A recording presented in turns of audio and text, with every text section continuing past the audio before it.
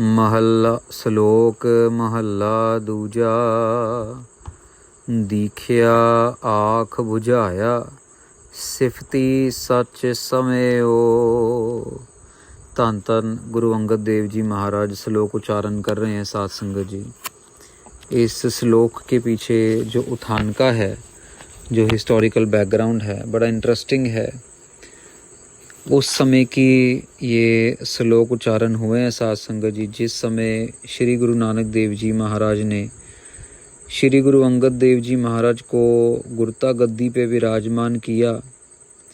अब आपको पता है कि जब पिछले गुरु के बाद जब अगला गुरु आता है तो बहुत सारे लोगों के मन में शंका होती है। बहुत सारे लोग विश्वास भी करते हैं, पर बहुत सारे लोगों के मन में शंका भी आ जाती है।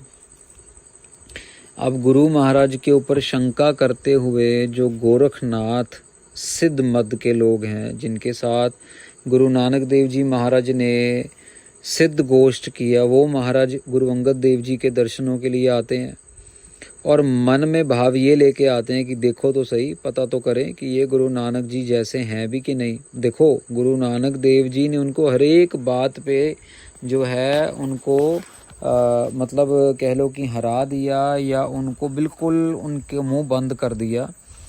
महाराज ने इतनी तरीक़ों से सिद्ध पुरुषों को समझाया बुझाया, लेकिन फिर भी ये नहीं समझ पाए कि अब गुरु नानक देव जी ने अगर किसी को गुरता गद्दी पे बिठाया है तो वो गलत नहीं किया होगा। अभी भी मतलब भरोसा पूरा नहीं बना कि भी गुरु नानक देव जी ने गद्दी पे बिठाया है, तो इसमें तो मतलब फिर कोई शंका वाली बात ही नहीं रही।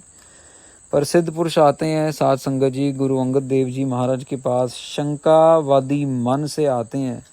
अब शंकावादी मन से आके गुरु अंगद देव जी महाराज को कहते हैं कि हम आपके पास आए हैं और आप हमारे से दीक्षा लो। दीक्षा मतलब कि हमारे से शिक्षा लो और हमें अपना गुरु धारण करो। दीक्षा लेने का मतलब ना गुरु दक्षिणा, भाई हम आपके गुरु बने। क्योंकि अब ये टटोल रहे हैं भी गुरु नानक तो चलो आप परमेश्वर स्वरूप हैं, तो ये गुरु अंगद देव जी तो जिम्मेदार थे, खेती बाड़ी करते थे, ये आ गए यहाँ पे इसको इनको गुरता गद्दी पे बिठा दिया। क्या ये बात है भी जमी भी या नहीं जमी? तो ये कहते हैं भी हमारी जो है दीक्षा लो और आप हमारे से हमारे मत में शामिल हो जाओ, जोगी बन जाओ। मतलब जो काम जोगी करते हैं आप भी वही करो।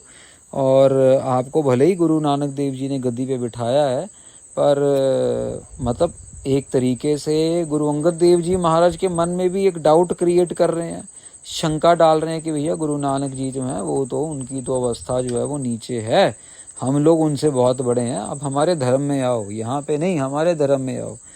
तो इस सारी बात को लेके गुरु अंगद देव जी महाराज साध संगत जी ये जो है श्लोक उच्चारण करते हैं। ये वाकया नानक प्रकाश में भी लिखा हुआ है और संप्रदायी ग्रंथ जो है भाई बाले जी की जो साखी है उसमें भी ये जो है वाकया आता है कि इस श्लोक को उच्चारण करने का जो समा वो ये बना जब सिद्ध लोग गुरु अंगद देव जी महाराज के पास आए। और अभी उन्होंने गुरु अंगद देव जी को गुरु माना नहीं, अभी उन्होंने गुरु अंगद देव जी को मतलब वो नहीं किया, जैसे प्रमाणित नहीं किया कि वो गुरु नानक देव जी के गद्दी के वारिस हैं। अभी तो वो टटोल नहीं आए हैं। श्लोक महला दूजा।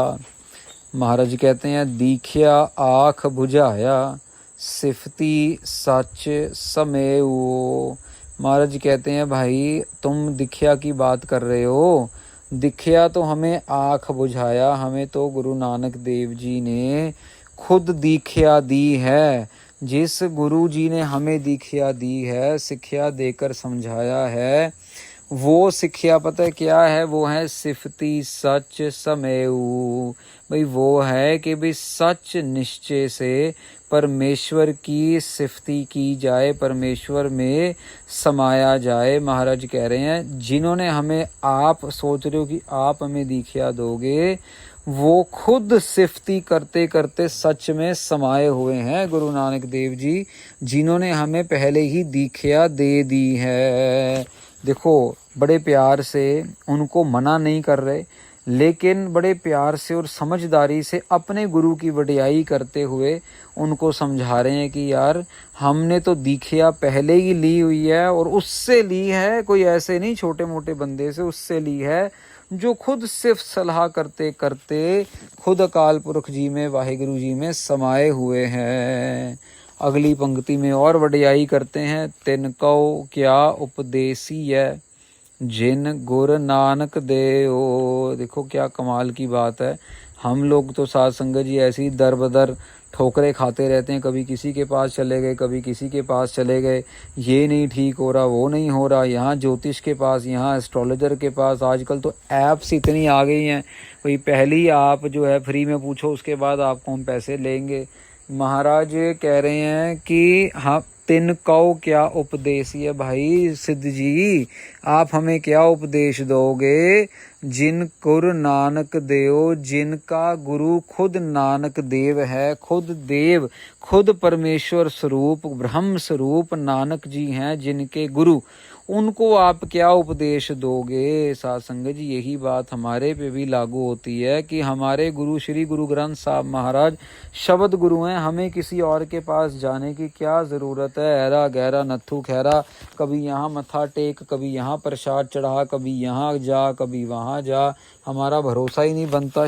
इतने बड़े, इतने महान और पूरे सच्चे गुरु गुरु ग्रंथ साहब महाराज जैसे ब्रह्म स्वरूप, प्रकाश स्वरूप हमारे पास हैं, साक्षात्कार ब्रह्म स्वरूप हमें उपदेश दे रहे हैं, लेकिन हम दूसरी जगह पे भटकते रहते हैं। विश्वास नहीं बनता हमारा, भरोसा नहीं बनता है हमारा। साध संगत जी यहाँ पे महाराज कह रहे हैं कि आप हमें क्या उपदेश दोगे सिद्ध पुरुषों। आप अब साध संगत जी यहाँ पे एक बात और है ना, कि अभी तो सिद्ध पुरुष आए हैं, अभी जब गुरु अंगद देव जी महाराज गद्दी पे बैठे तो कल को कोई और आ जाएगा, परसों को कोई और आ जाएगा।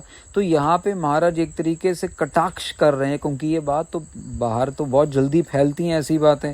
भाई सिद्ध पुरुष गए थे गुरु अंगद देव जी के पास और गुरु महाराज ने उनको ऐसा उपदेश दिया, और फिर मतलब ये तो पक्के हैं अपनी जगह पे, मतलब ये नहीं डोलते, मतलब फिर कोई और आके शैतानी गड़बड़ वाला काम नहीं करेगा, कोई और आके गुरु अंगद देव जी महाराज का तिरस्कार नहीं करेगा, उनके साथ मजाक नहीं करेगा, और उनको बाहर समझ लो कि जो वो दुनिया है धर्म की दुनिया, उनको मान लिया जाएगा, उनकी गुरु गद्दी को लोग मत्था टेकेंगे, उनकी जो हैसियत है, उनकी जो कह लो कि जो उनकी हस्ती है, उनको दुनिया प्रमाण दे देगी। क्योंकि साध संगत जी ऐसा होता है ना, गुरु नानक देव जी को मानने वाले संगत तो मान ही रही है, अब नई संगत ने भी तो गुरु अंगद देव जी के पास आना है। जो गुरु अंगद देव जी को पहले जानते थे, जिमीदार जब ये अपनी खेती बाड़ी करते थे या काम काज करते थे, उन लोगों के मन में भी तो विश्वास भरना चाहिए कि अरे ये वही है, ये वही लहना है, हाँ इसको इतनी बड़ी गुरगद्दी मिल गई। लोग भरोसा कहाँ करते हैं साध संगत जी, लोगों को विश्वास कहाँ होता है, लोग तो लात खींचने वाले हैं, लोग तो नाराज हो जाते हैं, अरे तू ढोंगी है, तू ये है, तूने ये कर लिया। और लोग तो ऐसी ऐसी तिरस्कार करते हैं कि जीना मुश्किल कर देते हैं। इतनी ईर्खा, इतनी जलन, इतना द्वैत, इतना ज़्यादा जेलसी हो जाती है लोगों को कि ये हैं, अच्छा ये वो तो छींक भी मार देगा ना इंसान, उसकी छींक की भी निंदा करनी शुरू कर देना, अरे नहीं नहीं ये नहीं, ये कल का आदमी, ये जिम्मेदार था, ये तो कल तक तो ये बकरा खाता था, कल तक तो ये करता था, कल तक तो ये आए देखो बस 900 बिल्ली खा 900 चूहे खा के बिल्ली हज। कोई ऐसी ऐसी घटिया घटिया बातें करते हैं लोग साध संगत जी। तो यहाँ पे गुरु अंगद देव जी महाराज ने कटाक्ष कर दिया, भाई तिनको क्या उपदेशी है जिन गुरु नानक देव। भाई क्या उपदेश करोगे सिद्ध पुरुषों आप हमें, हमारा तो गुरु नानक खुद ही ब्रह्म स्वरूप है।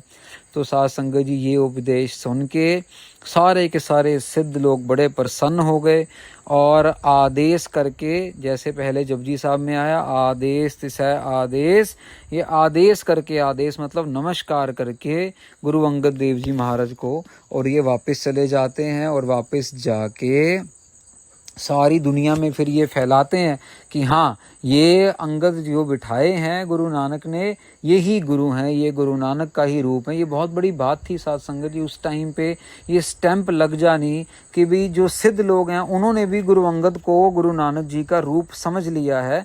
तो फिर उसके बाद जो आम लोगों की श्रद्धा भावना थी वो खुद ब खुद ही बनती चली जाती थी। भी सिद्ध पुरुषों की अपनी वैल्यू है इस दुनिया में, आज भी है साध संगत जी, उस समय तो और भी ज़्यादा थी, आज भी है। तो इससे साध संगत जी जो सिख थे वो भी बहुत प्रसन्न हो गए, वो भी बहुत ज़्यादा खुश हो गए। और जो गुरु महाराज गुरु अंगद देव जी महाराज के कह लो कि जो आजू बाजू वाले लोग थे जो ईर्खा निंदा चुगली करते थे, उनके भी मन ठंडे हो गए कि यार ये तो रेफरेंस बड़ा तगड़ा मिल गया, बड़ी तगड़ी रिकमेंडेशन। जैसे साध संगत जी किसी को नौकरी चाहिए हो ना, तो नौकरी चाहते चाहते रिकमेंडेशन लेटर जाती है कि यार ये बंदा अच्छा है, इसको नौकरी दे दो। तो वो रिकमेंडेशन किसी बड़े बंदे की चाहिए होती है, किसी अच्छे अफसर की चाहिए होती है। तो यहाँ पे सिद्ध पुरुषों ने जब सारी जगह बोलना शुरू कर दिया तो गुरु अंगद देव जी महाराज की जो गुरुगद्दी थी उनको और प्राथमिकता मिली, और संगत बहुत जल्दी से जुड़ने लगी गुरबाणी के साथ, और गुरु अंगद देव जी महाराज को दूसरा गुरु मानने लगी। तो यहाँ पे साध संगत जी ये श्लोक जो है समाप्त होता है।